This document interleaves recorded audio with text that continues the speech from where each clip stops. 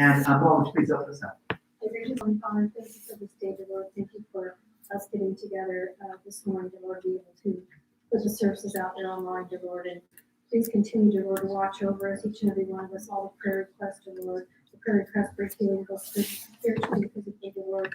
Thank you for your protection as well for some people that got hurt or killed, dear Lord. And thank you for your ever watchful care over us in ways that we can't possibly understand at this time, dear Lord. And just help us to be redeemed, dear Lord. Help us to worship you in beauty and holiness, dear Lord. Bathe us in your Holy Spirit, dear Lord, and help us to stay in your Holy Spirit, dear Lord, and to live with you and to walk with you, dear Lord, in your beauty, dear Lord.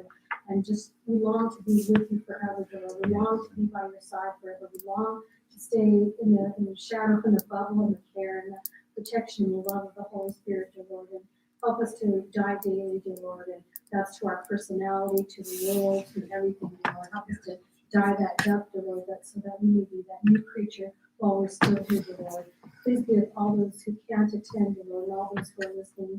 And please, special blessing, dear Lord, on those who are suffering from this virus. In Jesus' name we pray. Amen. Amen. Please be seated.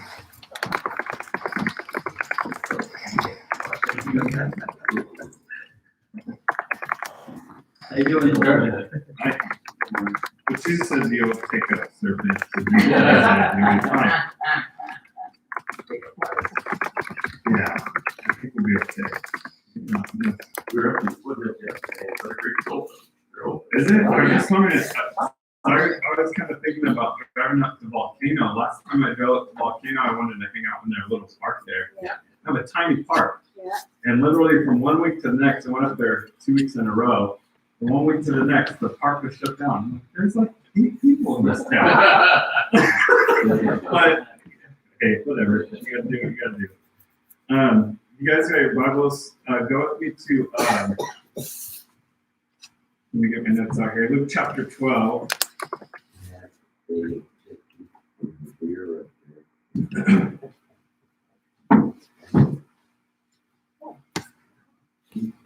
Luke chapter 12, and I'm going to be starting in verse 32. The Lord just brought this back to me. I remember years ago when I first read this, it just hit me with such love and just such intimacy, and he brought it back to me this week. He's been speaking a lot into me about just how God is a father. He's been just pouring that on me again and again and again, like God's a father. It's something that I've always struggled to like actually live and walk in, that he's a father and he's not like a bad father. He's a good father, which I know goes without saying, and you can read those things for years, but actually like starting to get it and feel it and live it in your heart is a different thing. So he's been just, again, pouring that on me week after week for quite a while now, just who he is as a father to me and to us. And he brought this scripture back to me in the middle of the weekend just to kind of bring us up to speed, because I am jumping into the middle of what Jesus is saying here.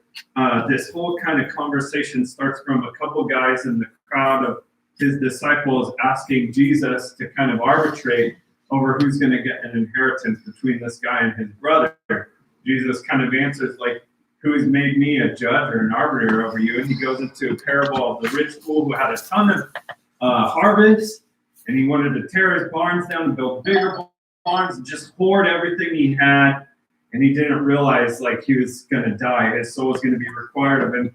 And Jesus says, so is he who lays up treasure for himself and is not rich towards God. And then he goes into his whole talk about not worrying about your life from day to day. Don't even worry about what you eat, or don't worry about what you drink. And in verse 30, he said, for all these things the nations of the world seek after. So it's what a kind of a huge umbrella to put everyone up. All the nations of the earth, everyone obviously worries about what they're going to eat and what they're going to drink all the time. We do it every day, multiple times a day. But Jesus is saying, stop that. That's the way the world works. He's like, your father knows that you need these things. In verse 31, he says, seek the kingdom of God, and all these things shall be added to you. And here's where I wanted to get in verse 32. Jesus says, do not fear, little flock. And just, again, what a cool statement. Do not fear, little flock. It has that intimacy of a shepherd, of a good shepherd. Whose flock is following after that good shepherd, and they get worried because where's the shepherd taking us? This path looks bad, or those sheep run up and try their own way and go after green grass they see somewhere else. But the shepherd, the good shepherd, says, don't fear, little flock. When I'm telling you all these things, don't make them afraid. Don't let them make you afraid. He says, for it is your Father's good pleasure to give you the kingdom. All that stuff, don't gotta push it aside, because here's what the Father actually has for you. It's more, it's better, it's greater, it's more righteous, it's a greater pursuit than just your everyday needs. Your Father knows you need those things already. He's got something else for you. So don't be afraid to push those things aside and recognize what He has for you. So as I was considering this morning, what it's saying here, again, I just get to a place where I have to remind myself of what God is talking about when He's talking about the kingdom, because our mind can go in a bunch of different directions, and sometimes it goes straight to heaven, sometimes it goes to kind of this idea of prosperity here on the earth in different ways. But Jesus, time and time again, kind of reiterates this idea that the kingdom is God's will on the earth, what He's doing in the hearts of mankind. And ultimately, His will is to save everyone. He wants to save everyone. So when Jesus says it's your Father's good pleasure to give you the kingdom, it's His perfect pleasure. It's His perfect will to give you the kingdom. What does the kingdom look like in our lives? Well, Jesus kind of gives that answer in verse 33. He says, sell what you have and give alms. Provide yourselves money bags which do not grow old, a treasure in the heavens that does not fail, where no thief approaches, nor moth destroys. For where your treasure is, there your heart will be also. So considering, look at all the rest of the things that Jesus is saying to put it into context, because again, our mind can go to just get rid of everything. Sell your house, sell your car, quit your job, take everything you have, liquidate it, and give it out. And I do believe that's what Jesus did. And we see that down in verse 41. Peter says to him, Lord, do you speak this parable only to us or to all people?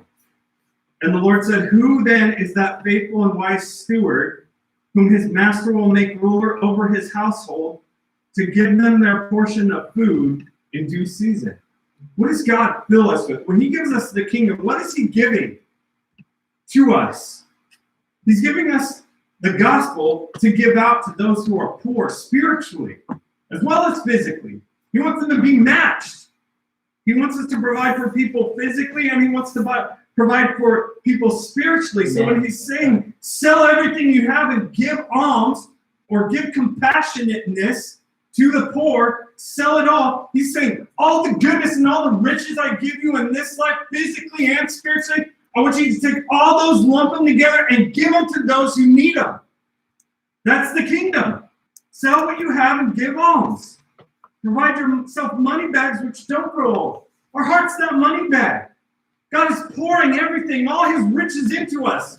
We can either be like that rich fool and hoard it and hoard it and hoard it and hoard it, or find those that are poor spiritually, that are destitute spiritually, and pour into them as much as we can with our physical abundance and our spiritual abundance.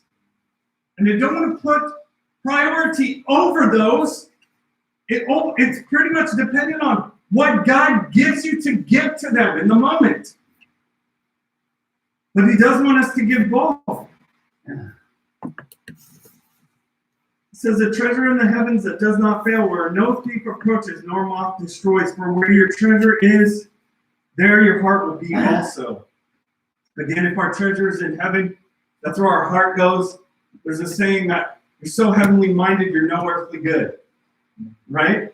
You're so worried about heaven and enamored with heaven and mansions and gold streets and angels and singing and worship. You forget about Jesus and His goal and His will for mankind and for us and His followers and His disciples here on the earth.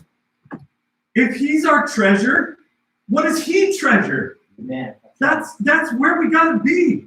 Sell all that you have means everything you think about Jesus and what the kingdom is and what the Christian life looks like, throw it aside and say, Jesus, what does your Christian life look like? What do you want for me? What's your dreams for me? What's your dreams for everyone around me? What's your dream for Manteca Church of God? What's your dreams for Michael at Starbucks? Where do you want me to go? What do you want me to do? I'm just going to throw everything aside and say, okay, today, not tomorrow, not 5 years from now, today, I'm going to ask you what you want me to do. You want me to throw everything away and give out to the poor? Let's do it.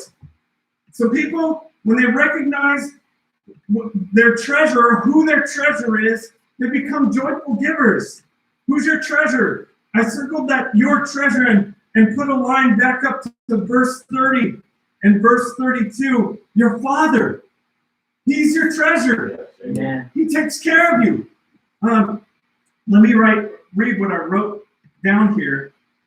I said the recognition of who He is and what He has done and will do should make Him our treasure. He saved us, sent Jesus, Yes. moved all time and space and history to the earth at the perfect time that us 2,000 years later would be saved in Him. Magnificent, incalculable, mysterious. He did that for us. He did it. That was our Father. Our Father's good pleasure was to give us that kingdom and bring us into His kingdom. So what He has done, what He is doing, He refreshes us, He renews us, He transforms our mind, He gets rid of the sin in us, He pushes us out into the world, He guides us to bring people life and peace. He's doing it. We see His love towards us pouring out into people around us. What He has done, what He will do in the future, He's going to wrap everything up, make all things new. We'll be in the kingdom, literally and physically with Him, looking at His face. Amen. All those things wrapped together, and you can let your mind just run with that for days and weeks, and we should. We should meditate on that day and night. What He has done, what He is doing, what He will do, should drive our hearts to make our Father our treasure. So let me just kind of go back to my notes. I swore I would because I knew I'd get sidetracked. So He's our treasure. Jesus is giving an answer to covetousness. Again, verse 13 through 21. Jesus is giving an answer to covetousness, and His answer is, do not be afraid to give up everything. Because it's your Father's perfect pleasure to give you much more. Amen. But we shouldn't just confine Him to what we think that is. Because it can look really crazy, can't it? You know, some of the disciples were speared, right? Some of them were thrown off buildings. I think even some of them were skinned alive. Then you go throughout history, there's a life of continually laying down your life, being like Jesus, suffering, sacrifice, and it's not easy, but that's the Father's good pleasure to give us that. Sometimes, not everyone.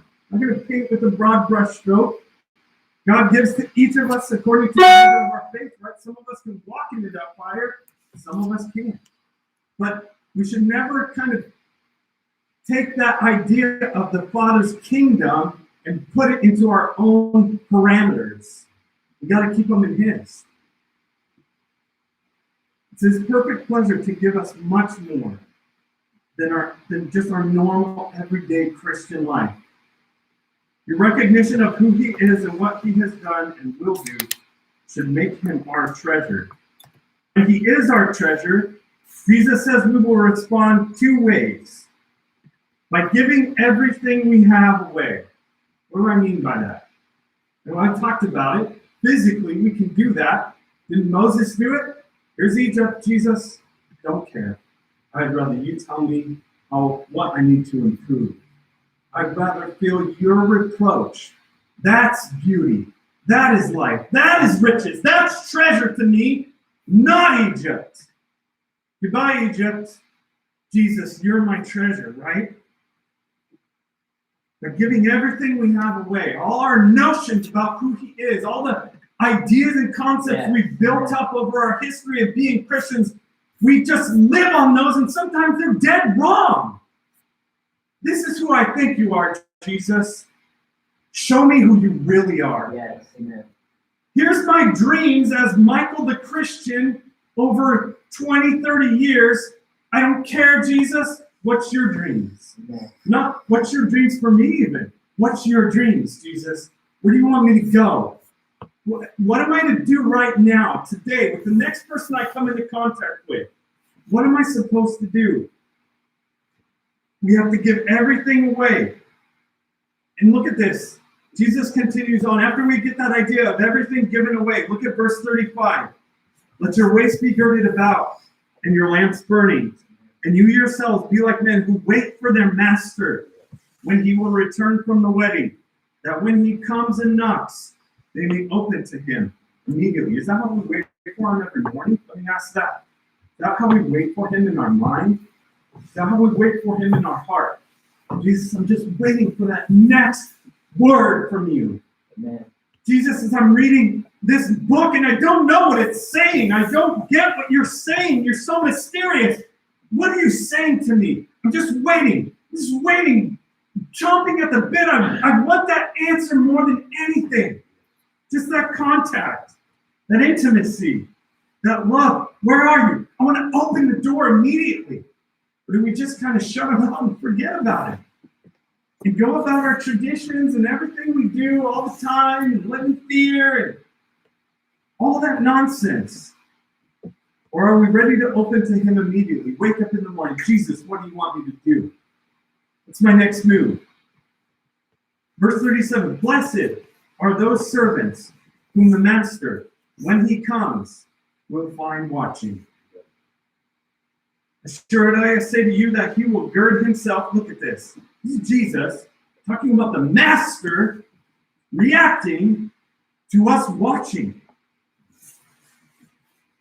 Assuredly, I say to you that he will gird himself and have them sit down to eat, and will come and serve them. God, I can't even fathom that. You're going to have Jesus come serve you? I know it's kind of a tangent, but I can't even fathom that. And if you should come in the second watch or come in the third watch and find them so, blessed are those servants. But know this, that if the master of the house had known what hour the thief would come, he would have watched and not allowed his house to be broken into. Therefore you also be ready, for the Son of Man is coming at an hour you do not expect. And then Peter asks him, Lord, do you speak this parable to us or to all people? So that's how Jesus wants us to respond when the Father is our treasure. Throw everything away, watch and wait. Get ready for his next move. What are we doing next? Are you coming back? And then where are we going to go? Every morning, yes, he's coming back physically. He's going to come back to this planet. But every morning, how are we approaching him? Okay, here's my plans today, God. Goodbye. What do you got for me? Let's do it. I'm waiting for the answer. Let's go. Just waiting. Jesus reassures us again with that beautiful saying, do not fear, little flock. Wherever I take you, everything's going to be okay. It's the Father's good pleasure to give you the kingdom. So with that, we can now verse 5.